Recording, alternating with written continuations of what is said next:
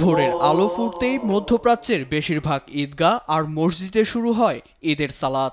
আল্লাহর অনুগ্রহ কামনা করে হয় দোয়া। এভাবেই ঈদের সকাল শুরু করেছে জেরুজালেমবাসী। হাজার বছরের পুরনো আল আকসা মসজিদে ঈদের জামাত আদায় করেন হাজারো মুসল্লি।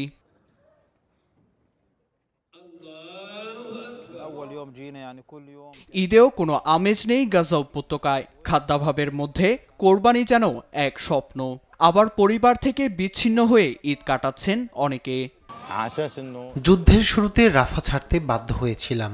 মা অসুস্থ হয়ে পড়লে তাকে চিকিৎসার জন্য মিশরে আমার স্ত্রী ও ছেলে নিয়ে যান, কিন্তু তারা অনেক চেষ্টার পরও এখানে আসতে পারেনি। বসত বাড়িতে ইন্টারনেট নেই দেখে খুব কষ্টে তাদের সঙ্গে যোগাযোগ রাখছি। তাদের ছাড়া আমার কোনো ঈদ নেই, তবে তারা ঠিক আছে দেখে আল্লাহর কাছে অসংখ্য শুকরিয়া।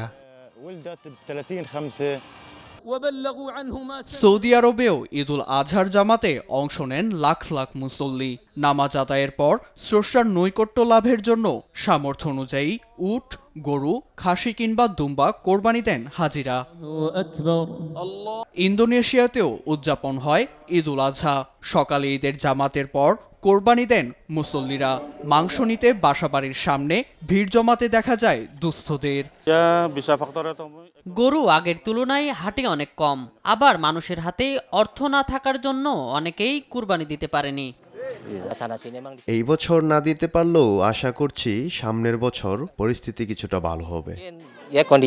ঈদুল আজহা পালন করছে সংযুক্ত আরব আমিরাত। স্থানীয়দের সঙ্গে এক কাতারে নামাজ আদায় করেন বাংলাদেশি প্রবাসীরাও। পরিবার থেকে দূরে থাকলেও পশু কোরবানি দিয়ে ঈদের আনন্দ ভাগাভাগিতে ব্যস্ত রেমিটেন্স যোদ্ধারা।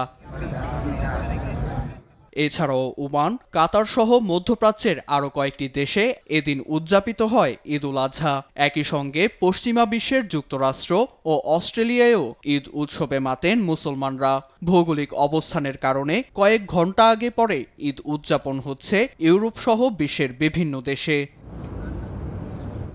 নিউজ ডেস্ক, দেশ টিভি।